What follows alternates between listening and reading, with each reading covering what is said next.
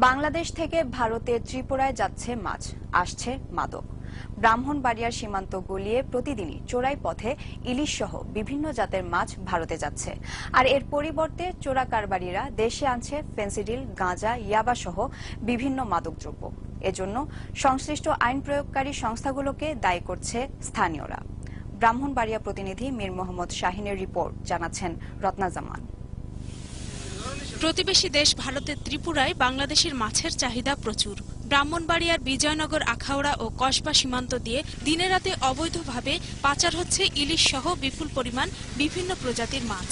আর মাছ পাচারের অর্থ দিয়ে ভারত থেকে বাংলাদেশে ফেন্সিডিল, ইয়াবা সহ বিভিন্ন মাদক আনা হচ্ছে বলে অভিযোগ স্থানীয়দের। চোরা কারবারি বা এইসব পণ্য ভারতের বাজারে দিয়ে তার বিনিময়ে তারা মাদক দ্রব্য আমদানি করে থাকে।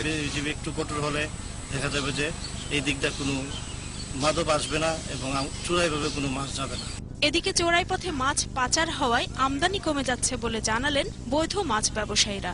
ইলিশ মাছ ভারতের বাজারে 6 লাখ, ভারতের আমরা খাই বাংলাদেশের 600 টাকা কেজি, হেরা 200 টাকা কেজি খেতে পারে। চোরাই পথে মাছগুলো যাওয়াতে আমাদের এক্সপোর্টে আগের তুলনা প্রায় 4 ভাগের 1 ভাগ এক্সপোর্টের পরিমাণ বাড়ছে।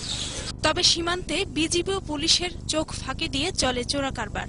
চোরাচালান রোধে তৎপরতা অব্যাহত আছে দাবি আইন শৃঙ্খলা রক্ষাকারী বাহিনীর।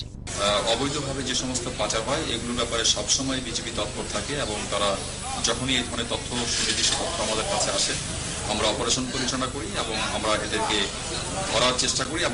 আমরা ধরছি। যুব সমাজকে নেশার হাত থেকে বাঁচাতে চোরা কারবার প্রতিরোধে কার্যকর পদক্ষেপ নেওয়া জরুরি বলে মনে করেন এলাকাবাসী। ডেস্ক রিপোর্ট, 21শে টেলিভিশন।